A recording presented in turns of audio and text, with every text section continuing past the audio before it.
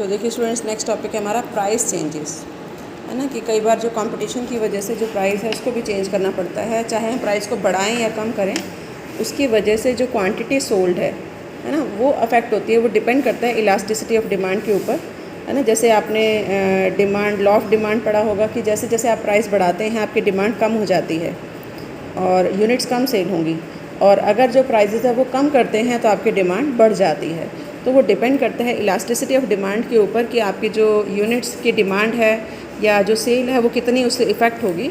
तो उसकी वजह से भी हमें ये डिसाइड करना होता है कि आपने कितना प्राइस सेट करना है और उससे जो है वो आपकी सेल कितनी होगी। तो ये भी एक डिसीज़न है जो कि मैनेजमेंट को लेना होता है। तो इसमें हम ये देखते हैं कि कितनी यूनिट सेल होंगी या कितने प्राइस पर कितने यूनिट सेल होंगी, तो जिसमें मैक्सिमम आपको प्रॉफिट होता है वो हम डिसाइड करते हैं कि उतनी यूनिट सेल की जाएंगी या उतना प्राइस जो है वो लिया जाएगा। इलस्ट्रेशन 29 देखिए। The install capacity of a factory is 30,000 units. 30,000 units हैं। However it is operating at present 2/3 of its capacity. कि 30,000 का 2/3, 20,000 जो यूनिट्स हैं ये मैन्युफैक्चर कर रही है।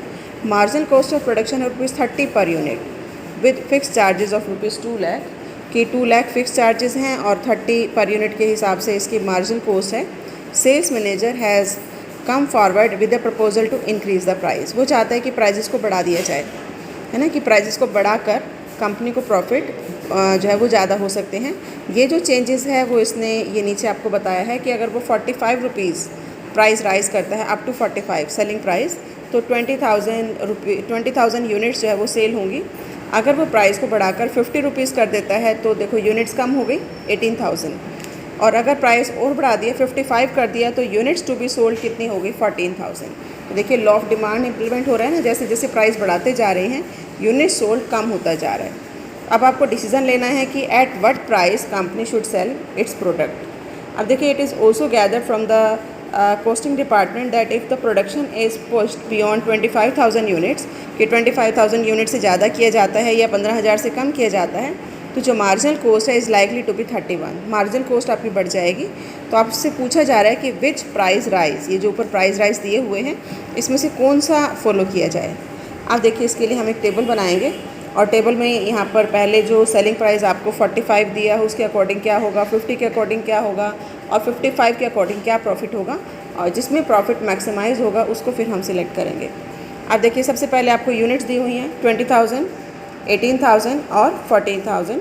अब यहाँ पर आपको सेल दी है, सेल कितनी है 9 लाख, जो आपको किस तरीके से निकाली, 30,000 यूनिट्स हैं, 20,000 इसकी मैन्युफैक्चरिंग हो रही है, तो 20,000 इंटू 45, तो ये आपका आ गया 9 लाख। इसी तरीके से यहाँ पर जो यूनिट्स हैं वो है 18,000, 18,000 इंटू 50 9 लाख, 14,000 इंटू 55 7,70,000, ये आपका आ गया सेल। इसमें से आप मार्जिनल कॉस्ट को माइनस करेंगे। मार्जिनल कॉस्ट कौन सी है, जो ऊपर आपको दी हुई है मार्जिनल कॉस्ट ₹30 पर यूनिट। तो यहाँ पर 20,000 को 30 से किया, 18,000 को 30 से किया, 14,000 को भी 30 से किया, ठीक है। लेकिन यहाँ पर ये क्लोज आ जाएगा कि आपकी जो यूनिट्स हैं वो यहाँ इसने बताया कि 25,000 से ज़्यादा है और 15,000 से अगर कम है तो मार्जिनल कॉस्ट 31 हो गई। तो यहाँ पर आपकी जो मार्जिनल कॉस्ट है वो ये 15 से कम है तो ये 31 है, इसको हमने 31 से मल्टीप्लाई किया है, तो आपकी जो मार्जिनल कॉस्ट है कितनी आ गई 4,34,000।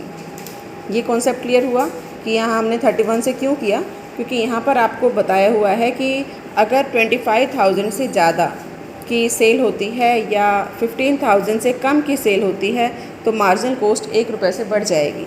तो यहाँ पर हमने ₹1 से मार्जिनल कॉस्ट इसलिए बढ़ाई कि ये 15,000 से कम है 14,000, तो यहाँ पर 14,000 इंटू कितने से किया 31 से, तो ये आपकी मार्जिनल कॉस्ट है। ये माइनस किया, आपके पास कंट्रीब्यूशन आ गया। अब सिंपली आपको फिक्स्ड कॉस्ट दी हुई है कितनी 2 लाख, तो ये 2 लाख इसमें से माइनस करेंगे तो ये आपके पास क्या आ जाएगा प्रॉफिट। आप देखो प्रॉफिट किस में ज़्यादा है, तो इस वाले जो सेकंड कैटेगरी है जिसमें 18,000 की यूनिट सेल हो रही है और रेट कितना है ₹50, वहाँ पर आपका जो प्रॉफिट है वो सबसे ज़्यादा है।